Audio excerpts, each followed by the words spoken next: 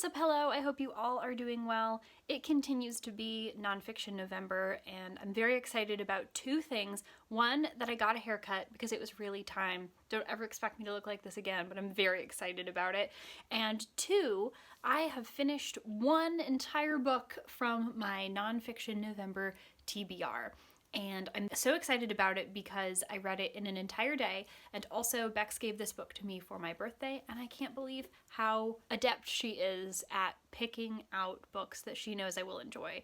Normally she gets me a book for every birthday, and I always love them. That's the book I'm going to talk about today, and it is Muppets in Moscow, the unexpected crazy true story of making Sesame Street in Russia by Natasha Lance Rogoff. As usual, I'm not going to hold the book, I'm going to hold my coffee instead. I really enjoyed this book. It was so compelling. The narrative that was structured brought you through the entire book, and I loved hearing about every event and every downfall and every potential problem and then every real problem at every turn. So this book takes place between 1994 and 1997, if I'm not incorrect, and like it says on the cover, it is the story of how Sesame Workshop, then called something different, but today known as Sesame Workshop, created the television show Sesame Street in Russia. If you're not from the US and you're not familiar with the original show Sesame Street that's been on for like over 50 years or something, and you've never seen it produced in your country, I'll put a link below so you can find out what Sesame Street is.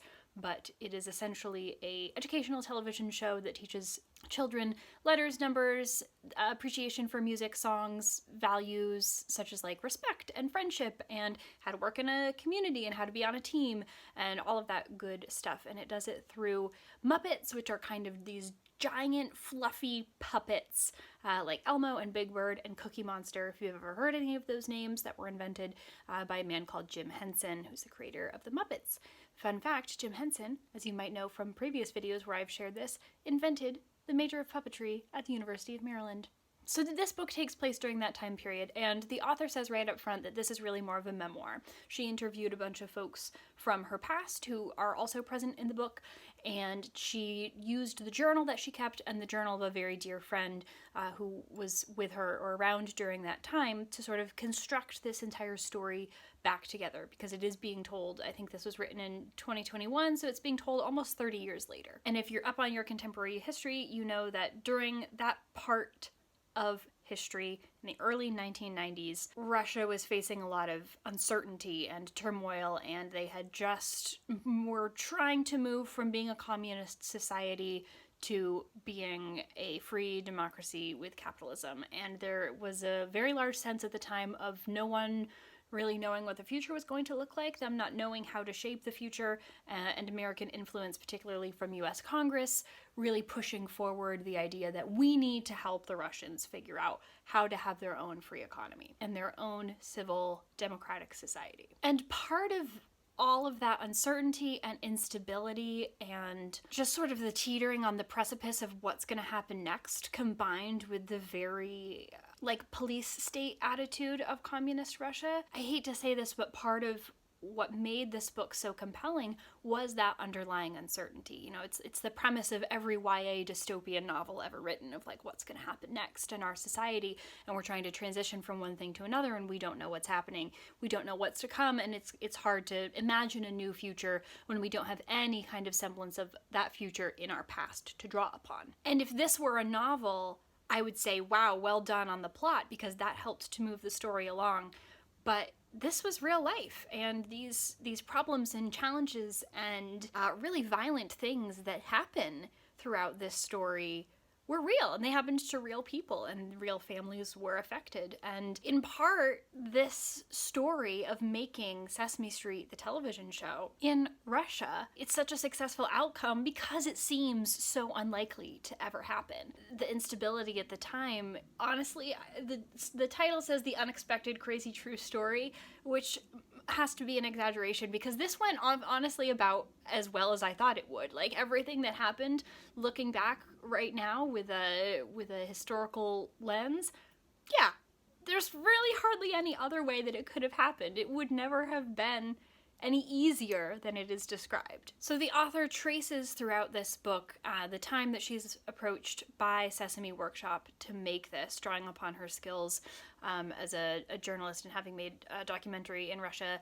previously about rock and roll and underground Russian music, and she's fluent in Russian.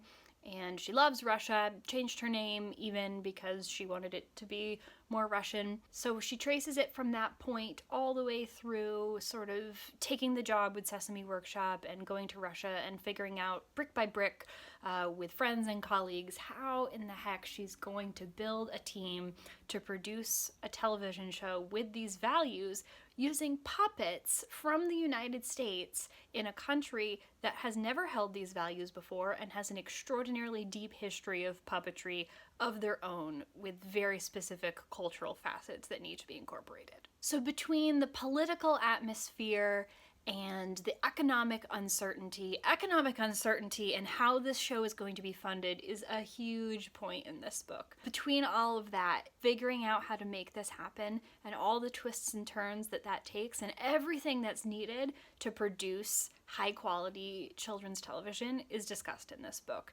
The folks who are brought on board are an incredible range of personalities. I can't call them characters because they're real people. Some of them have had their names changed, but they're all real people.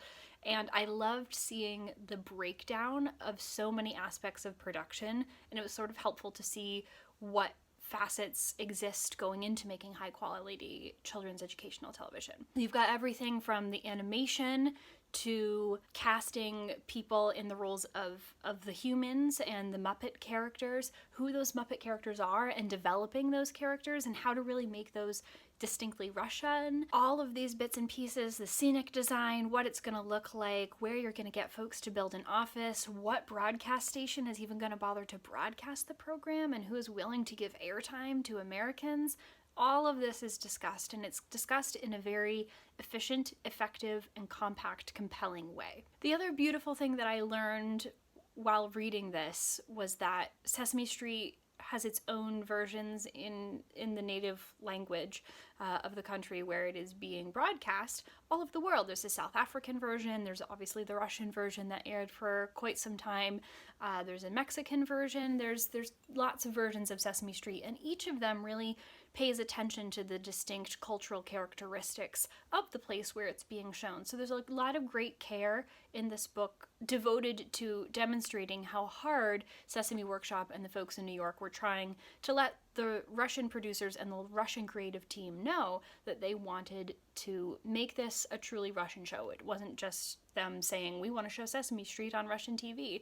No, they wanted to make an entirely new show, which I believe is pronounced Ulica Sesame, but you know what, I don't speak Russian, so that could be completely incorrect. I truly enjoyed this story, and I really applaud the author sharing her experiences with us in this book and bringing forward, honestly, a really great story of collaboration between these two nations, which have not always seen the best of collaborative abilities in history. However, there were parts of this that I found difficult to understand. Not cognitively, I got the story that was happening, but other bits and pieces were more challenging. So like I said before, the author states up front in the book that this is a memoir. It's not necessarily like a heavily researched work of nonfiction, you know, like a book about insects or whales might be, right? Where there's lots of data to pull from. Like, this is her story of having put this show up in this country with these people, and it incorporates the stories of her colleagues and friends who were there at the time. She also mentions that a lot of the story was pulled from reflections that were written into different journals that were kept at the time, hers and a friend's. And there is also a note in the beginning of the book that suggests, I think it might be in the acknowledgement section, that folks who had read it made editorial suggestions. Obviously, editors make editorial suggestions all the time, but someone recommended to her that she might want to consider adding more dialogue. My question would be, considering that this book is essentially a reflection of things that happened 30 years ago, and since it's my understanding that Russian tends to be a very precise language, the words used are distinct and incisive most of the time, how can one add dialogue to a reflection and have it reflect exactly the same language choices from 3 decades prior. So I assume most of the dialogue in this is paraphrased from experiences and the way that memory is serving the author. But that sort of stuck with me throughout the entire book, was reading that note in the acknowledgments and knowing that more dialogue was kind of sprinkled in, which it does add to the story for sure. Having those exchanges there for you in print definitely lends the sense of how everyone is feeling and the emotions that are so volatile in that culture. But I stuck with it. It stuck with me for most of the time I was reading this. I was thinking, well, did it really get said like that? Were they really that aggressive about it? How much of this is truth? How much of this is exactly, what was from memory? How much of this is being paraphrased? So I find that to be a little bit of a confusing editorial choice. I guess if you don't read the acknowledgments at the front, then it's not so much of a problem for you.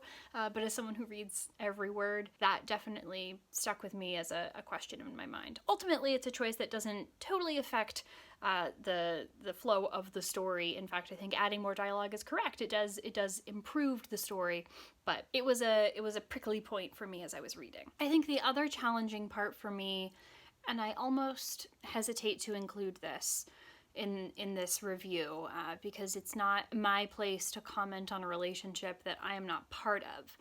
But throughout the story, the author details how she met the man who became her husband and how he was a part of this story at the time, and it takes you through the entirety of their relationship development almost and up through the birth of their first child. Spoiler alert. And so that is obviously an authorial choice to include that as part of the story, and based on some of the things that happen and how critical the two of them being together and her being in love with and then engaged to and then married to a man really impacts relationships with other Russians that she's working with because of the gendered stereotypes that are so deeply entrenched in Russian culture. It's clear to see why this narrative needed to be included in the larger "We're Making Sesame Street" narrative. I understand that. So by doing that, you can't separate the story of Sesame Street from the story of her finding and falling in love with her husband. In the immortal words of George Watsky, we try and separate the person from the art, but when the art's about that person, you can't pull them apart. So because it was included in the text, I do need to reflect on the way that choice impacted my understanding of the book. And throughout reading how she fell in love with her husband and the development of their relationship, I couldn't help but really feel that it was one-sided. It almost seemed like the husband was included just as a necessary plot point to drive part of that along. And I'm not sure whether the inclusion of this needed to be brought in so many times. I can understand giving the moments that were necessary to move the Sesame Street narrative along a little bit more detail. For instance, the moments where it is beneficial for her to be a person who is attached to a man, and how that plays out with specific folks in Russia and changes their relationship to her in a way. I can understand the necessity of needing to include that. One, for that reason, and two, because it was another significant thing that was happening in the author's life. However, my interpretation of their relationship, however much, I'm someone on the outside looking into that who doesn't get an opinion, doesn't really get to judge, but the relationship is being presented as part of the story. The perception that I had of their relationship definitely impacted my view of the author as the book went on.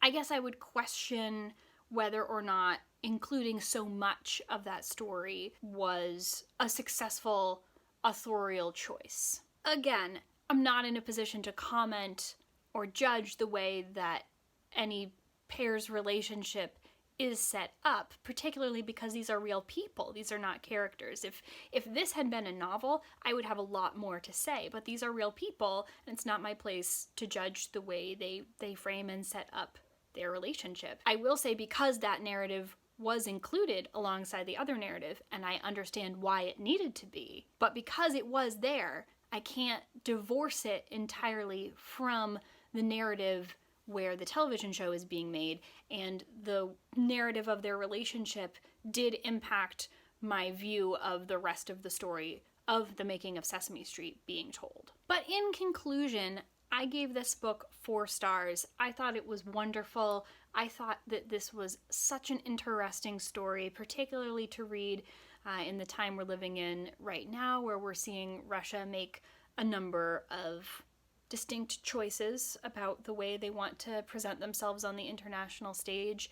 And I love Sesame Street. Street Gang, the book, the original nonfiction book about Sesame Street, just behind me here.